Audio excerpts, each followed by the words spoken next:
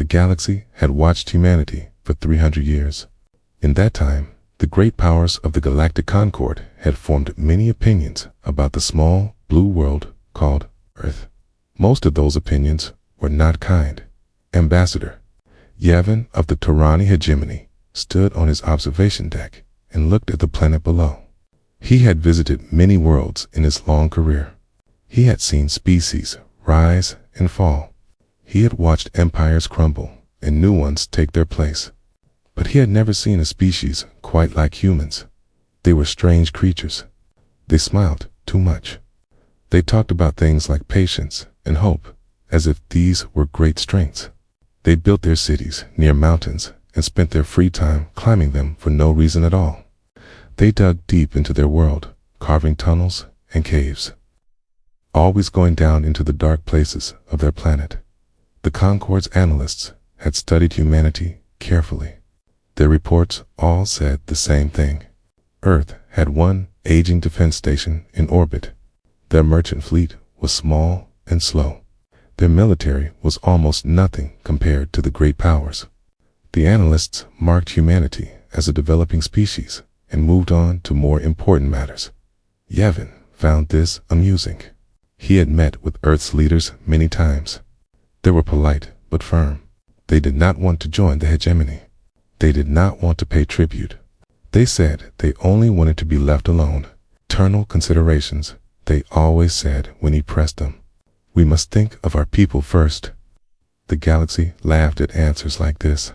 The Turani hegemony controlled 40 star systems. They had crushed species far more powerful than humanity. What could these soft creatures do against the might of a true galactic power? But the humans just smiled and went back to their mountains. What Ambassador Yavin did not understand was that humanity had a very long memory. They remembered everything. They remembered the day of first contact when Concord ships had appeared in Earth's sky. They remembered how the aliens had watched humanity's nuclear wars and called them entertainingly self-destructive. They remembered the laughter. They remembered the Turani slave ships that had taken 3 human colonies before anyone in the Concord bothered to intervene. 200,000 people taken in the night. The Concord had called it an unfortunate incident and done nothing. Humanity remembered every insult, every smirk, every time an alien ambassador had looked at them like they were children playing at civilization. They wrote it all down. They passed the stories to their children. They made sure no one forgot, and they began to build. It started small. A research facility hidden in the Rocky Mountains of North America. A manufacturing plant deep beneath the Swiss Alps. A design center carved into the heart of the Himalayas. The work was slow and careful. No signals went out. No ships came or went. Everything stayed underground. The first ship took 40 years to build. It was not like the trading vessels that humans flew between their colony worlds. This ship was something else entirely. It was a warship built by engineers who had studied every alien weapon, every alien defense, every alien weakness. They had learned from 300 years of watching. And they had put everything they learned into this one vessel. When it was finished, they built another, and another, and another. The years became decades. The decades became centuries. Above ground, humanity played its part. They acted weak. They acted peaceful. They let the galaxy think they were harmless. Their leaders smiled at alien ambassadors and spoke of cooperation and friendship. But beneath the mountains, the work never stopped. Factories ran day and night in caverns that stretched for hundreds of kilometers. Shipyards carved from solid rock assembled vessels that no alien I had ever seen. Reactors powered cities that existed on no map. Millions of workers lived their entire lives underground, building something their grandchildren might never use. It was the greatest secret in human history. Parents told their children bedtime stories about the quiet fleet that slept beneath the mountains.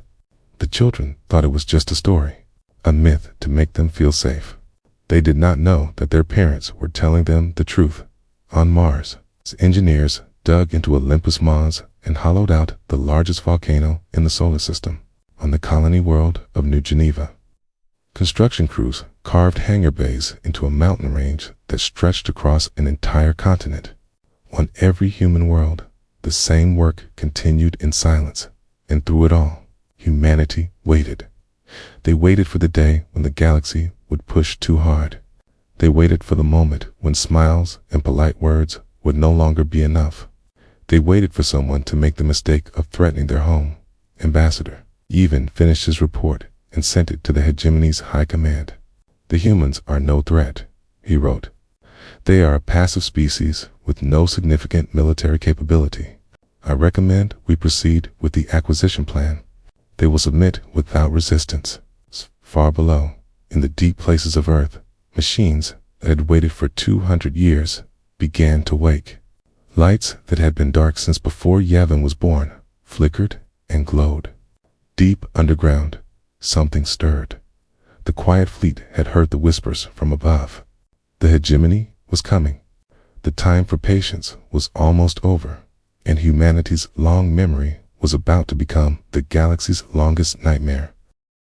The Tarani hegemony came to Earth on a Tuesday morning. High Commander Salvith stood on the bridge of his flagship, the Eternal Dominion, and watched his fleet take position around the blue planet.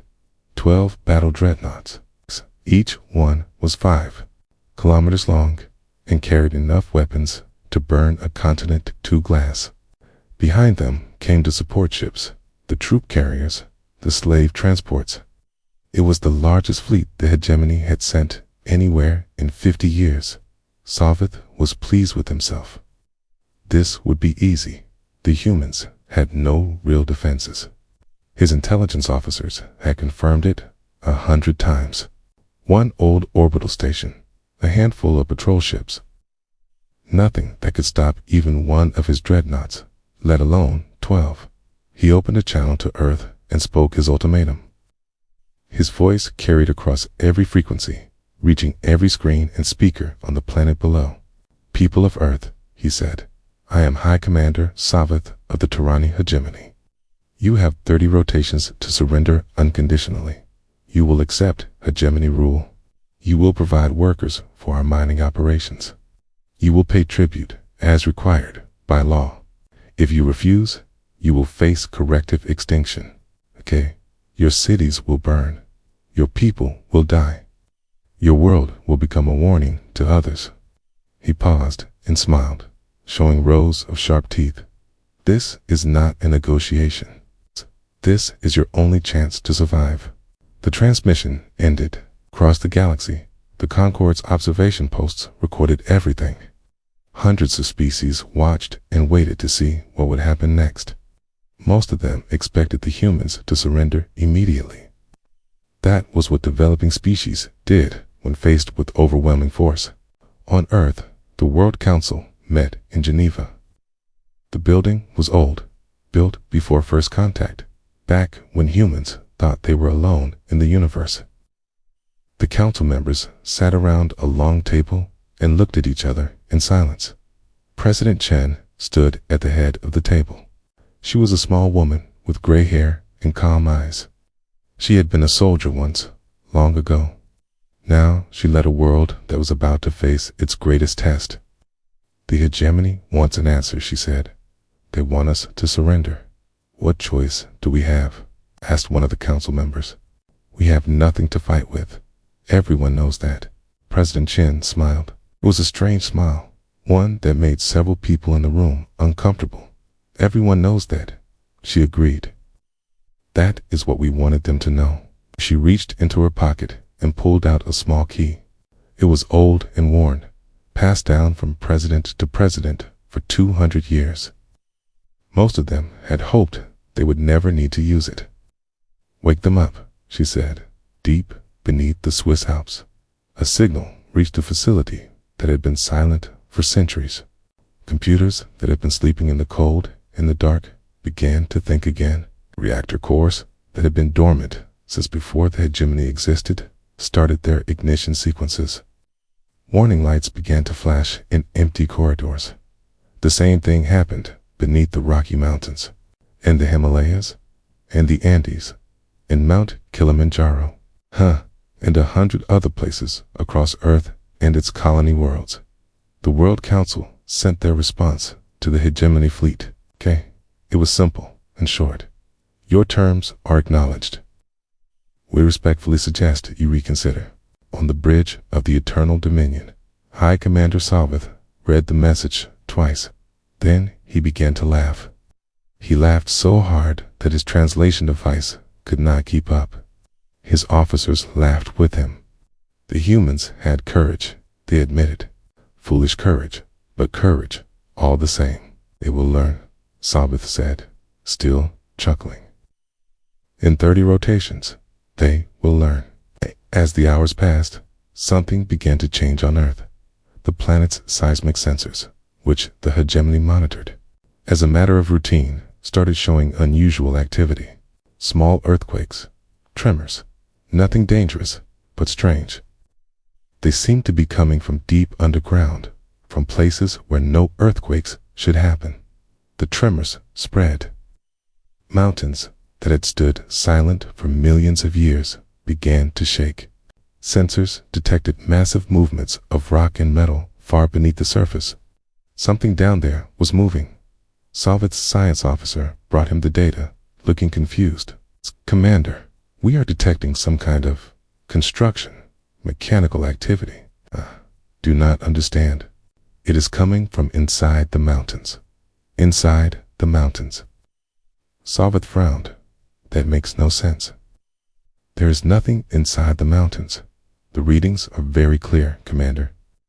Something is happening down there. Something large. On Earth. People looked up at the sky and saw the hegemony fleet hanging above them like a death sentence. But many of them were not afraid.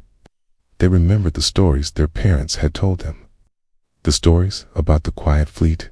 Maybe, they thought, the stories were true after all. Beneath their feet, buried under kilometers of stone in silence, ancient machines finished their awakening. Hangar doors that had not moved in 200 years began to grind open. Ships that had never flown started their engines for the first time. The mountains were waking up, and the galaxy was about to learn what humanity had been doing in the dark. 6 hours before the deadline, the mountains opened. High Commander Salvith was in his quarters when the alarms began. He rushed to the bridge, pushing past officers who looked as confused as he felt. The main screen showed Earth below. Same blue and green planet he had been watching for days. But something was different now. What is happening? He demanded. His sensor officer could barely speak. His hands were shaking as he pointed at the readings. Commander, the Rocky Mountains. They are opening. Salvith stared at the screen. At first, he did not understand what he was seeing. A line had appeared in the mountains, a dark crack that stretched for 3 kilometers. Light poured out of it, blue and cold, the unmistakable glow of fusion reactors. The crack widened. The mountains themselves were splitting apart, massive slabs of rock sliding away to reveal what lay beneath. It was a door hidden inside a mountain, sealed for centuries, now grinding open for the first time. And from that door, something was rising. It was a ship, but it was not like any ship in the hegemony's records. It was dark gray, almost black, with angles that seemed designed to swallow light. It was 2 kilometers long, and it rose from the mountain like a creature waking from a long sleep. Weapons covered every surface, systems the hegemony's computers could not identify. One ship, Salvith said, trying to sound calm. We can handle one ship.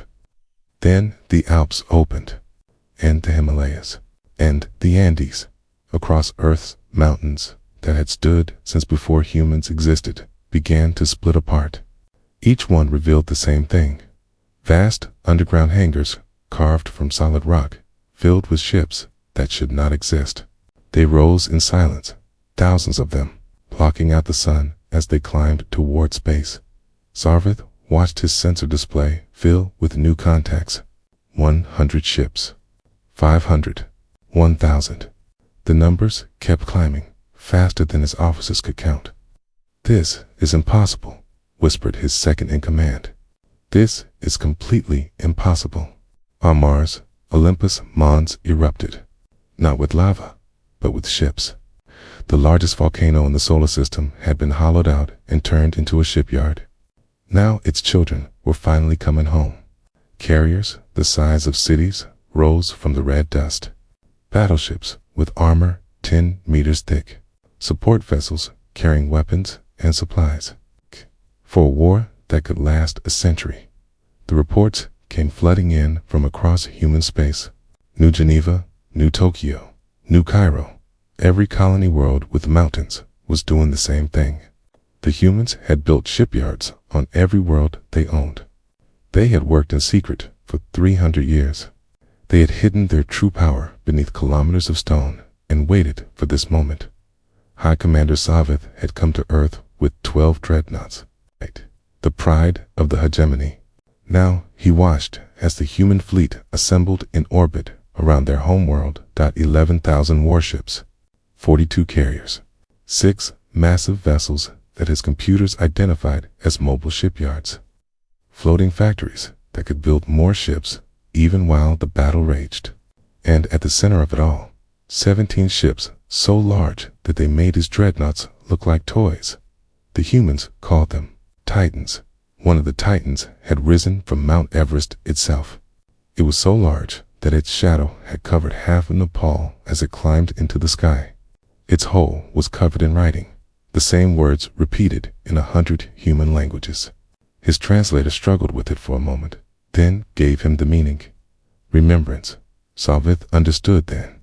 This was not just a fleet. It was a message that had taken 3 centuries to write. The humans had remembered every insult, every attack, every time the galaxy had looked down on them.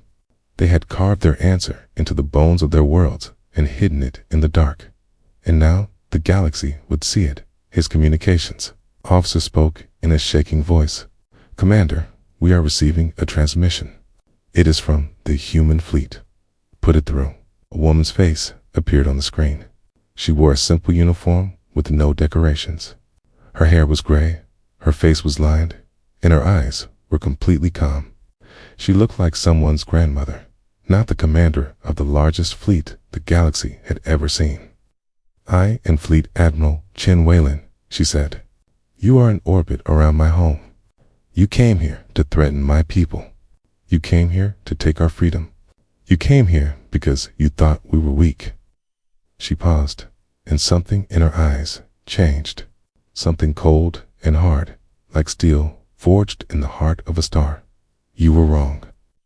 Behind her, through the viewport of her command ship, Savith could see the human fleet stretching into the distance. Thousands of ships, weapons charged, waiting for the order. His weapons officer reported the targeting data in a voice that was barely a whisper. "Commander, we are being painted by multiple targeting systems. 17 locks per ship. They have enough firepower to destroy us 17 times over." Savith looked at his fleet, then at theirs. The mathematics was simple and terrible. For the first time in his long career, High Commander Savith of the Turani hegemony understood what it felt like to be prey. The silence stretched across space like a held breath. Fleet Admiral Chen Weyland sat in her command chair aboard the HFS's Remembrance and watched the hegemony fleet on her screens. 12 dreadnoughts, each one built to terrify. They had terrified thousands of worlds before this one. They had never failed until now. "Admiral," said her communications officer, "we are receiving queries from Concord observation posts. They are requesting information about our fleet." "Let them watch," Chen said. "Make sure they see everything." Across the galaxy, billions of beings were doing exactly that. The Concord's observation network had never been busier. Every species, every government, every power that had ever looked at humanity and laughed was now staring at their screens in complete disbelief.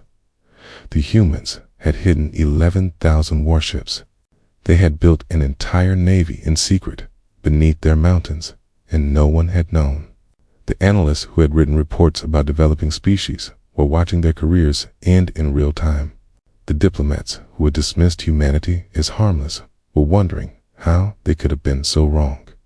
On the bridge of the Eternal Dominion, High Commander Savith tried to think. He was a veteran of 30 campaigns. He had crushed rebellions and conquered worlds. He had never retreated from anything, but the numbers on his screen told a story he could not argue with.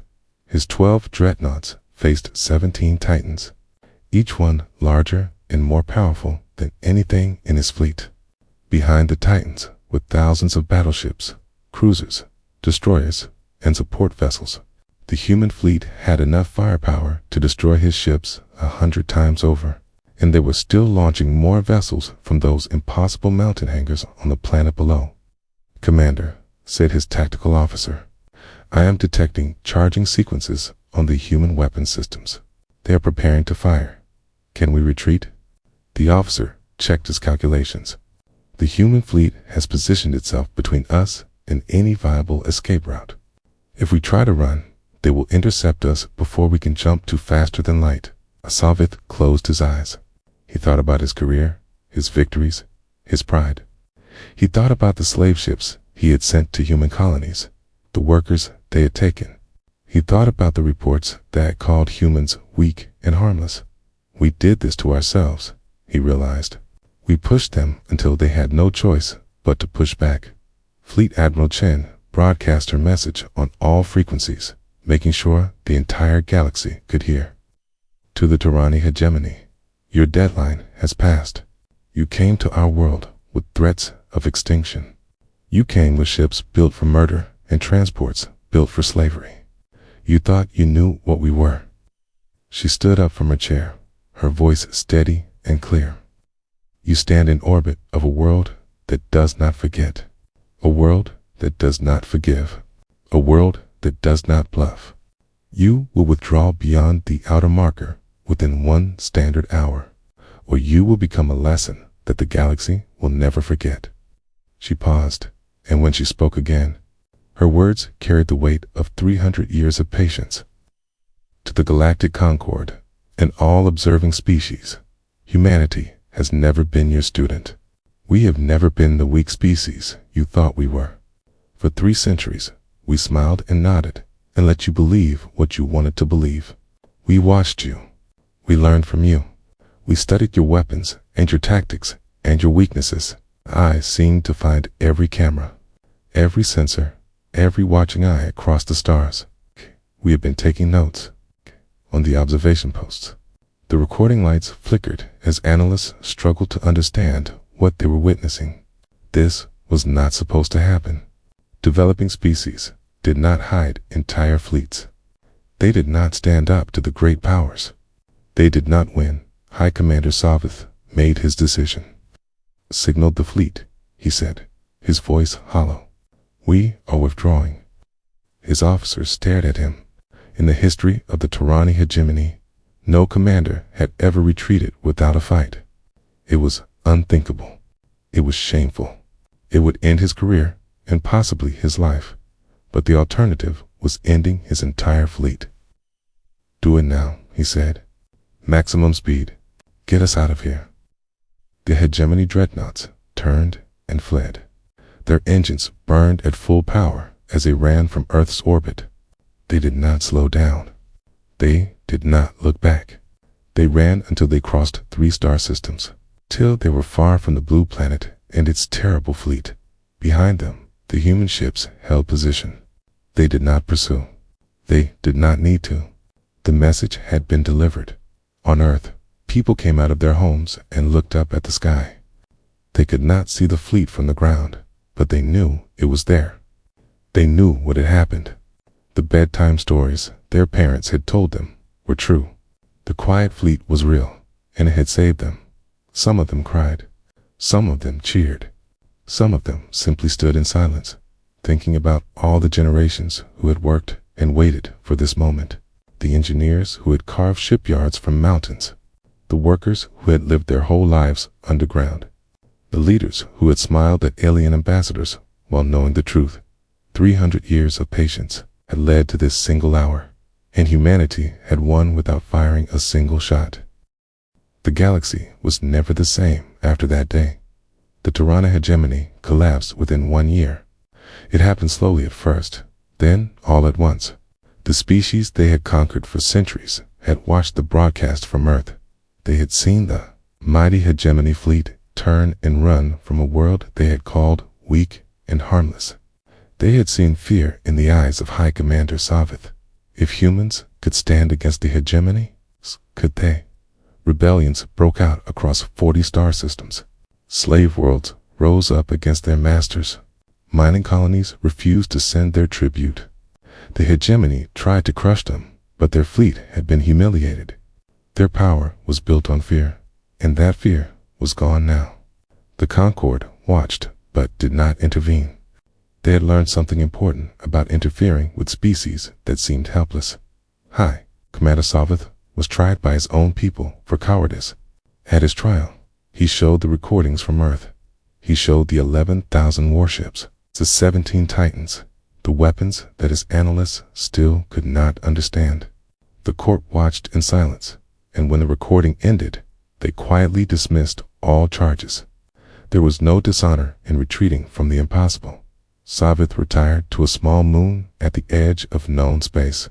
He spent his remaining years writing a single book, The Quiet Fleet, a warning for empires. It became required reading in military academies across the galaxy. The Galactic Concorde sent 17 ambassadors to Earth within the first month. They came with gifts and offers of alliance. They spoke of friendship and cooperation, the same words humanity had used for 3 centuries. President Chen received them all with courtesy and grace. She served them tea and showed them human art and music. She introduced them to human children who asked innocent questions about their strange visitors. But the ambassadors had seen the fleet return to its mountains. They had watched from orbit as the great ships descended back into the Earth. They had seen the massive hangar doors close over the Titans, sealing them away beneath kilometers of stone. They had watched the mountains become mountains again, as quiet and still, as if nothing had ever happened. They understood now what human patience meant. The humans were not aggressive. They truly did want peace, but they had prepared for war on a scale that made the Concorde's greatest powers look like children with toys. Fleet. Admiral Chen gave one interview before she retired. A journalist from the Concorde's news network traveled to Earth to meet her. She found the Admiral in a small house in the mountains of what humans called Switzerland. Chen was gardening when the journalist arrived, her hands dirty with soil. "Thank you for seeing me," the journalist said. "Of course." Chen smiled and wiped her hands clean. "Would you like some tea?" They sat together on a small porch overlooking a valley. Somewhere beneath their feet, the journalist knew warships slept in the darkness. She tried not to think about it. "The galaxy wants to know," she said. "Why did you hide? Why did you wait so long?" Chen took a sip of her tea and looked out at the mountains. The sun was setting, painting the peaks in gold and red. "Because we wanted to be left alone," she said. "That is all we ever wanted. We came out into the galaxy, hoping to find friends, hoping to explore and learn and grow. But you showed us what you really were. You laughed at us. You took our people as slaves. You called us entertaining when we almost destroyed ourselves with nuclear weapons." She turned to look at the journalist, and her eyes were sharp despite her age. "We built the fleet, hoping we would never use it. We carved our answer into the bones of our worlds and sealed it away in the dark. We wanted it to stay there forever. We wanted you to leave us alone, to forget about us, to let us live our small lives in peace. But we did not leave you alone," the journalist said quietly. "You pushed. The hegemony pushed. So we showed you what happens when you push too hard." The journalist was quiet for a moment. Then she asked the question that the entire galaxy wanted answered. "What now? Will you use the fleet to conquer, to take revenge for the colonies, to punish those who wronged you?" Chen laughed. It was a warm sound, full of genuine amusement. Conquer. Why would we conquer? We have our worlds. We have our homes. We have everything we need. She gestured at the mountains around him. All we ever wanted was this: peace, quiet, the freedom to live as we choose. Then the fleet will return to the mountains. It will sleep again, until someone wakes it up. Chen smiled, spaded by 1 degree. We will not start a war. We never have. But if war comes to us, the mountains will open again. That is the promise we made to ourselves 300 years ago, and it is a promise we will keep forever. The interview ended, and the journalist returned to her ship. As she lifted off from Earth, she looked down at the planet below. It looked so small, so peaceful, so harmless. But she knew now what lay beneath those mountains. And she knew that across human space, on every colony world, similar mountains held similar secrets. She wrote her report carefully. It was published across the galaxy and read by billions. The final paragraph became famous. Do not threaten Earth. Do not attack their colonies. Do not take their people. Leave them in peace, and they will leave you in peace. They ask nothing more. But remember, their mountains are not empty. Their patience is not weakness. Their quiet is not submission. The fleet sleeps, but it does not forget. And if you wake it again, you will learn what the hegemony learned in orbit of that small blue world. You will learn that humanity's memory is longer than empires. You will learn that their mountains are not just stone. Dang, are tombs for anyone foolish enough to become their enemy.